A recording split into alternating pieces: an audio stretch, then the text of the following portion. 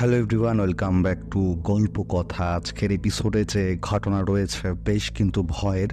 তবে ঘটনায় যাওয়ার আগে বলতে চাই, যারা এখনও অবধি গল্প কথাকে সাবস্ক্রাইব করোনি অবশ্যই কিন্তু সাবস্ক্রাইব করে গল্প কথার পাশে থাকো। আজকে যে প্রথম ঘটনাটি আছে বেশ কিন্তু অদ্ভুত এবং বেশ কিন্তু ভয়ের। ঘটনাটি লিখেছে রাহেন বসু এবং তিনি ঘটনাটি যেভাবে লিখেছে আমি ঘটনাটি ঠিক সেভাবেই পড়ব এবং ঘটনায় আমি চলে যাচ্ছি। তবে যাওয়ার আগে বলতে চাই, যাদের ঘটনা ভালো লাগছে অবশ্যই কিন্তু লাইক করতে ভুলো না এবং কমেন্ট করে জানিয়ে দাও তোমাদের ঘটনা কেমন লাগছে, কারণ তোমরা যদি লাইক আর কমেন্ট না করো তাহলে ঘটনার রিচ কিন্তু অনেকটাই কমে যায়। চলে যাচ্ছি ঘটনায়।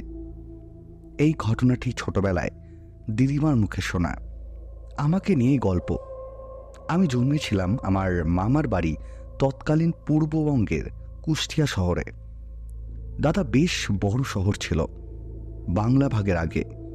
আমাদের আদি বাড়ি কুষ্টিয়ার কয়েক স্টেশন পরে মাছপাড়া স্টেশনে নেমে তখনকার হিসাবে 2.5 মাইল দূরে এক অজপাড়াগা লক্ষণ নদিয়া গ্রাম। অজ মানে আকার অজ। নুন কিনতে হলেও পরের সাপ্তাহিক হাট বারের জন্য অপেক্ষা করতে হতো।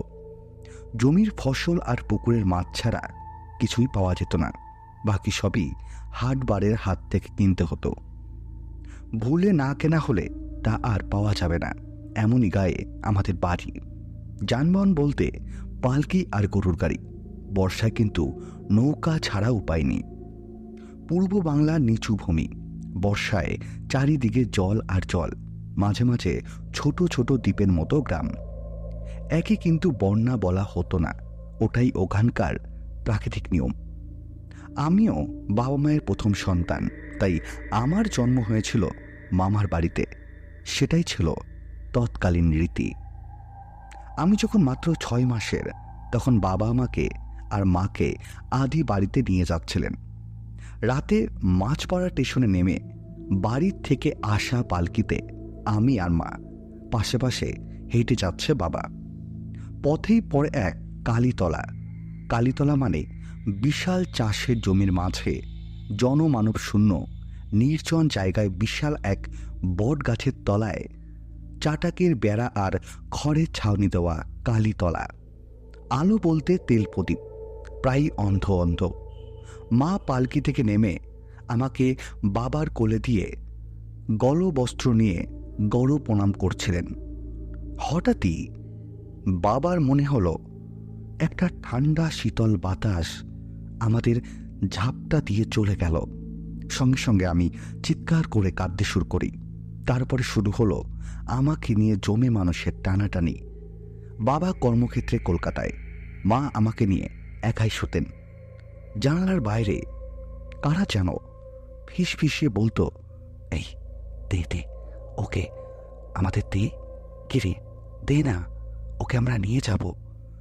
মা একদিন দেখলেন আমার মাথার কাছে ছায়া মতো কে একজন দাঁড়িয়ে হাত বাড়িয়ে মার কাছে কিছু চাইছে, মানে আমাকে চাইছে। আমার ছিলেন খুবই সাহসী, তবু ভয় পেয়ে ঠাকুমাকে সব বললেন। ঠাকুমা বুঝলেন আমার চিকিৎসা দরকার, যা ওখানে হবে না। তিনি আমাদেরকে কুষ্টিয়ায় পাঠিয়ে দিলেন, কিন্তু সেখানেও আমার কোনো উন্নতি হলো না। ডাক্তারবাবুরা কলকাতায় পাঠানোর কথা বললেন, কয়েকদিনের মধ্যেই বাবা আসবেন। আমার দিদিমার আবার টুকটাক মন্ত্রতন্ত্রে বিশ্বাসী। তখন কুষ্টিয়ায় সাধু শঙ্খ বাবার আশ্রম ছিল। তার হাতে একটা শঙ্খ সব সময় থাকত এবং মাঝে মাঝে বাজাতেন, তাই শঙ্খ বাবা নামেই পরিচিত ছিলেন। দিদিমামাকে আর মাকে শঙ্খ বাবার কাছে নিয়ে গেলেন। সব শুনেই মাকে আদেশ করলেন, আজই লক্ষণ দিয়ে চলে যা, রাতে ওরা আসলেই আমাকে স্মরণ করবি, তারপর যা করার আমি করব। তার কোনো ভয় নেই, আমি তোর সঙ্গে সব সময় আছি। সেই দিনই গ্রামে ফিরে গেলেন। রাতেই শুরু হলো ওদের ফিসফিসানি। মা চোখ বুঝে দাঁতে দাঁত চেপে শঙ্খ বাবার নাম স্মরণ করতে লাগলেন। আর ঠিক সেই মুহূর্তে ঘর জুড়ে বেজে উঠল বজ্র নিঘর্ষ শঙ্খধ্বনি। পরপর 3 বার মুহূর্তেই কাঁধের যেন হুটোপুটি দূরতার ছোটাছুটি। তারপরেই সব শান্ত। তারপর আর কিছু ঘটেনি। আমি আজও বেঁচে। ঘটনাটি কিন্তু বেশ অদ্ভুত ছিল। তোমাদের কেমন লাগলো অবশ্যই কিন্তু কমেন্ট করে জানিয়ে দাও। এবং আমরা কিন্তু আমাদের যে সংস্কৃতি আছে, যে আমরা প্রতি সন্ধ্যাবেলায় ধূপধুনো জ্বালাই, শঙ্খ প্রদীপ দিই, এগুলোর কিন্তু একটা মানে আছে। এবং বলে রাখি, গ্রামের দিকে কিন্তু এরকম ভৌতিক ঘটনা বেশি ঘটে। তাই বলবো, তোমাদের যাদের গ্রামে বাড়ি অবশ্যই কিন্তু আমাকে ঘটনা লিখে পাঠাও। এছাড়া কলকাতা বা বিভিন্ন অঞ্চলে এরকম কিন্তু ভৌতিক ঘটনা পুরনো সময় বা বর্তমান সময়ে কিন্তু ঘটেই চলেছে। এবং যারা গল্পকথা শুনছো তারা অবশ্যই কিন্তু ভূত হয়তো বিশ্বাস করো, কারণ আমি নিজে ভূত বিশ্বাস করি। কারণ এরকম ঘটনা আমার সাথে এরকম অনেক ঘটেছে এবং আমার নিজের চোখে দেখা এরকম অনেক ঘটনাই আছে, যেগুলো আমি একটা সময় আমি তোমাদেরকে অবশ্যই শোনাবো। এবং তোমাদের জীবনেও যদি এরকম ঘটনা থেকে থাকে অবশ্যই কিন্তু গল্প কথায় লিখে পাঠিয়ে দাও। ঘটনা লিখতে হলে কী করতে হবে, ডিসক্রিপশন বক্সে একটি হোয়াটসঅ্যাপ নাম্বার দেওয়া আছে, তোমরা সেখানে গিয়ে আমাকে ঘটনা লিখে পাঠিয়ে দিতে পারো। কেমন লাগলো প্রথম ঘটনাটি অবশ্যই কিন্তু কমেন্ট করে জানিয়ে দাও। এবং আজকে একটু থাম্বনেলে চেঞ্জ নিয়ে এসেছি। আমার ছবি দেওয়া আছে থাম্বনেলে এবং আমাকে তোমরা অনেকেই চেনো। এবং যারা প্রথম থেকে আমার ঘটনা শুনছো, আমি যখন ফার্স্ট টাইম দার্জিলিং গেছিলাম তখন আমি কিন্তু প্রথম টাইম তোমাদের সামনে এসেছিলাম। চলে যাচ্ছি আজকের দ্বিতীয় ঘটনায়। দ্বিতীয় ঘটনাটাও বেশ অদ্ভুত, আশা করব তোমাদের বেশ ভয় লাগবে। চলে যাচ্ছি দ্বিতীয় ঘটনায়। তবে বলে রাখি, আজকের যে দ্বিতীয় ঘটনাটি আর তৃতীয় যে ঘটনাটি আছে একই জন লিখেছে এবং দুটি ঘটনায় বেশ অদ্ভুত। চলে যাচ্ছি ঘটনায়। ঘটনাটি লিখেছে রিও বাপন এবং তিনি ঘটনাটি যেভাবে লিখেছে আমি ঠিক সেভাবেই পড়ছি। সময়টা ছিল 1998 সালের 18ই মে। এবারের গরমের ছুটিতে কোথাও বেড়াতে যাব হচ্ছিল না শুনে আমার মনটা যতটা খারাপ হয়েছিল, হঠাৎ করে একদিন বন্ধুদের সঙ্গে আড্ডা দেওয়ার সময় কোথায় বেড়াতে যাওয়ার জন্য হঠাৎ মনটা আনন্দে তিত্তিরিয়ে উঠল। অনেকদিন কোথাও যাওয়া হয় না। কলকাতায় থাকতে থাকতে মনটা ভীষণ একঘেয়েমি লাগছিল। খালি মনে হতো কখন কলকাতার বাইরে গিয়ে একঘেয়েমি ভাবটা কাটিয়ে আসব। কিন্তু সময় বড়ই অভাব। সময় কিছুতেই প্রত্যাহিক কার্যকলাপের গণ্ডি থেকে বহির্ভূত হচ্ছিল না। অবশেষে ঠিক হলো সমস্ত বন্ধু বান্ধবকে নিয়ে একত্রে কোথাও যাব। প্রতিদিনের মতো আজও আমি অফিস থেকে বাড়ি ফিরলাম। ফিরে তাড়াতাড়ি হাত মুখ ভালো করে ধুয়ে কিছু খাবার খেয়ে একটু বিশ্রাম নিলাম। তারপর ডিভানের ভেতর থেকে একটা সুটকেস বার করে ভালো করে জামা কাপড় গুছিয়ে অবশেষে আমি পরের দিন বিকালে হাওড়াতে এসে পৌঁছালাম। সেখানে সমস্ত বন্ধুরা একত্রিত হয়ে সন্ধ্যাকপুর উদ্দেশ্যে রওনা হওয়ার প্রস্তুত নিলাম। বিকেল 4টের সময় হাওড়া থেকে হিমগিরি এক্সপ্রেসে করে সন্ধ্যাকপুর উদ্দেশ্যে রওনা হলাম। ট্রেনে যেতে যেতে কত রকম আড্ডা, গান বাজনা, গল্প ইত্যাদি হলো। করতে করতে অবশেষে আমরা পাটনাতে এসে পৌঁছালাম। পাটনাতে নেমে একটা সুমো ভাড়া করে আমরা সন্ধ্যাকপুর উদ্দেশ্যে রওনা দিলাম। গাড়িতে যখন যাচ্ছিলাম আশপাশের সুন্দর মনোরম দৃশ্য আমাদের চোখকে আকৃষ্ট করল। আমাদের মনটা আনন্দে উৎফুল্ল হয়ে উঠল। পাটনা থেকে সন্ধ্যাকপুর দূরত্ব প্রায় 480 কিলোমিটার বা 468 কিলোমিটার মতো। 12 ঘন্টা 20 মিনিট লাগে।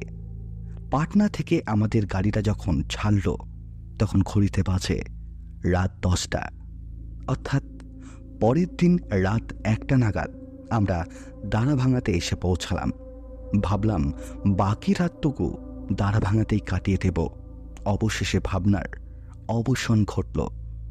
আমরা সকলে দাঁড়াভাঙাতে এসে একটা হোটেলে সেখানেই যাওয়ার সিদ্ধান্ত নিলাম।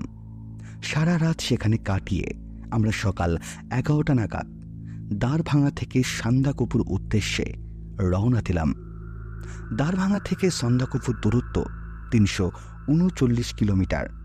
ভায়া করে NH7 হয়ে, অর্থাৎ 8 ঘন্টা 45 মিনিটের ভ্রমণ অতিক্রম করে অবশেষে আমরা বিকেল 5টার সময় পান খাওয়ার বলে এক গন্তব্যস্থলে পৌঁছালাম। সেখানে নেমে শরীর ক্লান্ত ও অবসন্ন হয়ে এক চায়ের দোকানে সকলে মিলে বিশ্রাম করলাম। সেখানকার চাওয়ালারা আমাদের নিষেধ করল এত রাতে সন্ধ্যা কুপুর না গেলেই নয়। চাওয়ালা অনেক কাকতিমিকুনি করে আমাদেরকে বারবার অনুরোধ করল আর বারবার বলল যে রাত্রেবেলা সন্ধ্যা কুপুর নিরাপদ নয়। আসলে পাহাড়ি এলাকা তো, সেখানে জনবসতি খুবই কম। তখনই আমরা চাওয়ালার মুখে চোখে এক অদ্ভুত আতঙ্কিত থমথমে ভাব লক্ষ্য করলাম। আমরা স্তম্ভিত হয়ে চাওয়ালাকে পর্যবেক্ষণ করতে লাগলাম, কিন্তু আমাদের মনে বিন্দু মাত্র ভয়ের সঞ্চয় দেখা দিল না। আমরা বিষয়টা নিয়ে যথেষ্ট উদ্বিগ্ন ছিলাম। মনে মনে আমাদের শরীরে একটা রহস্য রোমাঞ্চ পরিবেশের সৃষ্টি হয়েছিল। তা সত্ত্বেও আমরা চাওয়ালার কোনো কথাই উপেক্ষা না করে আমরা সেই গাড়ি নিয়ে সন্ধ্যাকুপুর উদ্দেশ্যে রওনা হলাম। সন্ধ্যাকুপু যখন পৌঁছালাম তখন বাজে ঠিক রাত 11টা।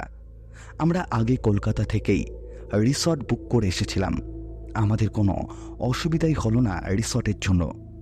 আমরা সদলবলে সেই রিসর্টে গিয়ে হাজির হলাম। রিসর্টের মেন গেটে দরজা দারোয়ান এসে খুলে দিল। রিসর্টটা এমন একটা জায়গায় অবস্থান করছিল, সেখানে ছিল জনমানবিক শূন্য জায়গা। কোথাও কোনো মানুষের দেখা মিলল না সেই রিসর্টের আশেপাশে। অবশ্য গাড়িতে যখন সন্ধ্যাকুপুর রাস্তা ধরে আমরা অগ্রসর হচ্ছিলাম তখনই আমাদের মনে হচ্ছিল জায়গাটা একটা জরাজীর্ণ, একটু অন্য রকম। গাড়ি যখন রাস্তা দিয়ে যাচ্ছিল তখনই আমাদের শরীরে একটা গা ছমছমে একটা অদ্ভুত পরিবেশের সৃষ্টি হয়েছিল। সে যাই হোক, আমরা রিসর্টের মধ্যে প্রবেশ করলাম। সেখানকার রিসেপশনে আমাদের সাদর অভ্যর্থনা জানালো।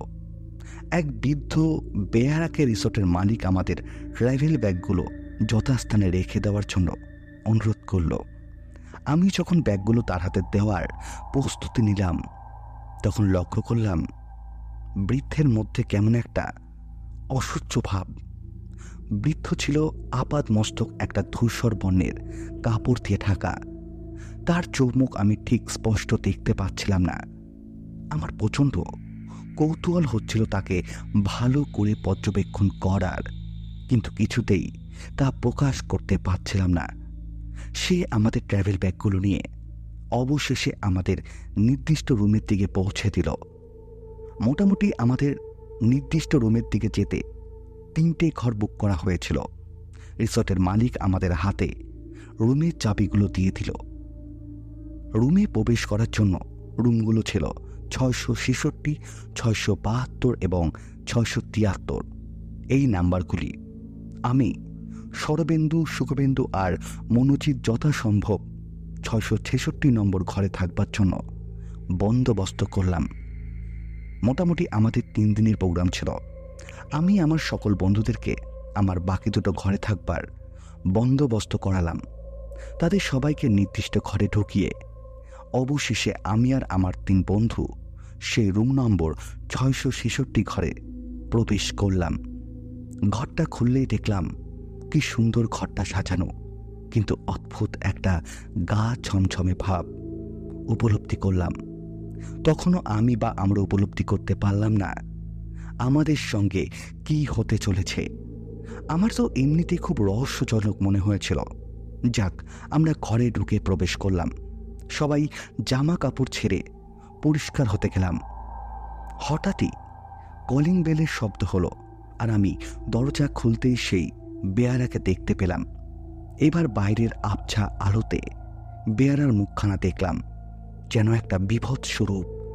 বেয়ারার একদিকের মুখটা যেন কেমন পোড়া, চোখটা কেমন যেন ঠিকরে বাইরে বেরিয়ে আসতে চাইছে। সেই হাত থেকে যখন জলের চকটা নিলাম, হাতে স্পর্শ যেন আসতে চাইছে। সেই হাত থেকে যখন জলের চকটা নিলাম, হাতে স্পর্শ যেন মনে হলো যেন একটা কেউ বরফ দিয়ে হাত ঘষে দিল।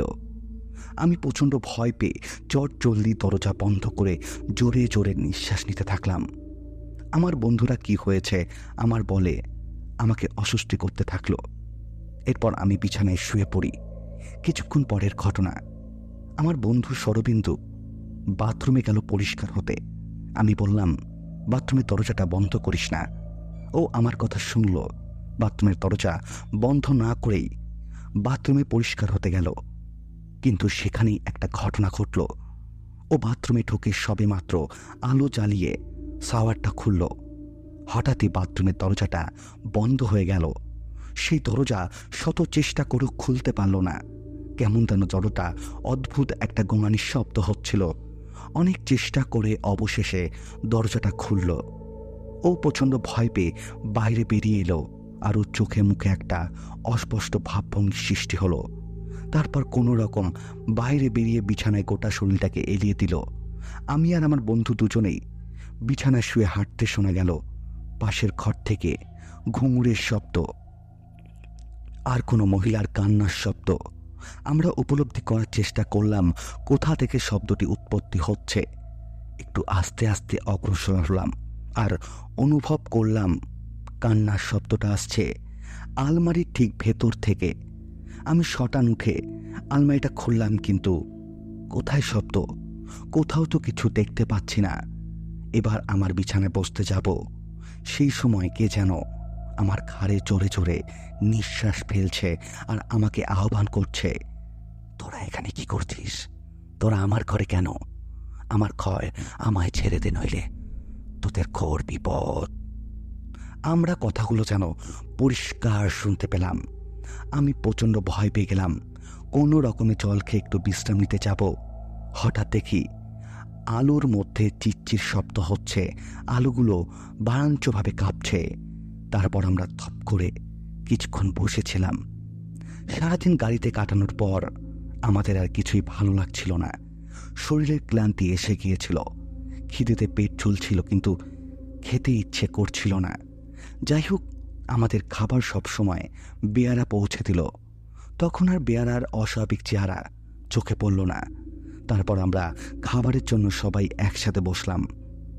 হঠাৎ আমার এক বন্ধু আর্তনাদ করে উঠল, বলল, এই খাবার আমি খেতে পারবো না। আমরা বললাম, কেন? আমাদেরও খাবারটা দেখাও। খাবারের মধ্যে একটা কাটা হাত আর রক্তে ভরা। এবার অবশেষে আমরা স্তত আতঙ্কিত হয়ে পড়লাম। এইভাবে সারা রাত্রি আমরা ভয়ে কাটাতে থাকলাম। অবশেষে ভোর হয়ে গেল। সামান্য একটু তন্দ্রার মধ্যে দিয়ে আমরা সকালে সূর্য ওঠা দেখলাম। পরের দিন সকালেই ঠিক করলাম এই জায়গাটা আমাদের কাছে নিরাপদ নয়। এই জায়গাটা যত শীঘ্রই সম্ভব ছেড়ে দেওয়াই একমাত্র কাম্য। পরের দিন সকালে ঘুম থেকে উঠে আমি আর আমরা সকলে একত্রিত হয়ে ভোরের অপরূপ মনোরম শোভা উপলব্ধি করতে করতে ঠিক করলাম আগের দিন অস্বাভাবিক ঘটনার থেকে আমরা রিসর্ট ছাড়ার সিদ্ধান্ত নিলাম। রিসর্টের মালিকের সাথে একান্তই কথা বললাম। রিসর্টের মালিক কোনো রকম ঘটনার কথা অগ্রাহ্য করল। কোনো রকমভাবে রিসর্টের মালিককে বুঝিয়ে অবশেষে মালিকের কাছ হতে সত্যি ঘটনা জানতে পারলাম যে বহু বছর আগে এইখানে একটা বাড়ি ছিল। এই বাড়িটাকে একটি বৃদ্ধা মহিলা আর তার 3 ছেলে বসবাস করত। সম্পত্তির লোভে তার ছেলেরা মাকে কুপিয়ে খুন করে ওই জমিতেই তাকে দাফন করা হয়েছিল। শোনা যায় এখনও নাকি তার আত্মা রিসোর্টের চারপাশে ঘোরাঘুরি করে। আমরা কথাটা শুনে রীতিমতো স্তম্ভিত হয়ে গেলাম যে সমস্ত কিছু জেনে শুনেও উনি এই রিসোর্টে আমাদের থাকার বন্দোবস্ত করেছিল। আমরা রুমটার ভাড়া 50% কমিয়ে সমস্ত হিসেব বুঝে সবাই লাগেজ গুছিয়ে রিসোর্ট সকাল 12টার মধ্যে ছেড়ে দিলাম। তারপর আমাদের 3 দিনের প্রোগ্রাম ক্যান্সেল করে ওই দিনই সুমো করে সান্ধ্যা কপু ছেড়ে পাটনার উদ্দেশ্যে রওনা দিলাম। আমরা এত ভয় পেয়েছিলাম যে অত্যন্ত সপ্তাহখানেক এই ঘটনা আমাদের মনে প্রবেশ করেছিল। এরপর আমরা সতল বলে সব কলকাতায় ফিরে আসি। এটাই ছিল ঘটনা। দ্বিতীয় ঘটনাটাও কিন্তু বেশ অদ্ভুত ছিল। তোমাদের কেমন লাগলো অবশ্যই কিন্তু জানিয়ে দাও। এবং তোমরাও যদি ঘটনা পাঠাতে চাও কি করতে হবে, ডিসক্রিপশন বক্সে হোয়াটসঅ্যাপ নাম্বার দেওয়া আছে, তোমরা সেখানে আমাকে ঘটনা লিখে পাঠিয়ে দিতে পারো, অথবা তোমরা আমাকে ইমেলের মাধ্যমে ঘটনা পাঠাতে পারো। আমি ইমেল আইডিও ডিসক্রিপশন বক্সে দিয়ে রেখেছি। তোমাদের ঘটনা কেমন লাগছে অবশ্যই কিন্তু কমেন্ট করে জানিয়ে দাও। এবং আমি বলতে চাই, গল্প কথা কিন্তু কোনো রকম কুসংস্কারকে প্রমোট করে না। আমরা ঘটনাগুলি শুধুমাত্র এন্টারটেনমেন্ট হিসেবে বলি। আশা করব গল্প কথা পরিবারের সদস্যরাও ঘটনাগুলিকে শুধুমাত্র এন্টারটেনমেন্ট হিসেবেই গ্রহণ করবে। আজকের যে দ্বিতীয় ঘটনাটি আছে সেটাও বেশ ভয়ের ছিল, এবং তৃতীয় যে ঘটনাটি আছে সেটাও কিন্তু বেশ ভয়ের। আশা করব তোমাদের বেশ ভয় লাগবে। বেশি কথা বাড়াচ্ছি না, চলে যাচ্ছি আজকের তৃতীয় ঘটনায়। তৃতীয় যে ঘটনাটি আছে কোলাঘাটের ঘটনা এবং একটা হাইওয়েতে একটি মহিলার ঘটনা। ঘটনাটা আমি যখন পড়ছিলাম আমার কিন্তু বেশ ভয় লাগছিল। আশা করব তোমাদেরও বেশ ভয় লাগবে। ঘটনাটি আমার এক দাদার কাছ থেকে শোনা, এবং রোমহর্ষ ঘটনাটি ঘটে দাদা সহ আর একজনের সাথে। দাদা এবং দাদার বন্ধু শক্তিগড় হয়ে আসছিল গাড়ি চালিয়ে। গাড়ি চালাচ্ছিল দাদার বন্ধু। তারা যখন কোলাঘাটের কাছে এসে পৌঁছালো তখন ঘটনাটি ঘটে। তখন বাজে রাত প্রায় 3টে।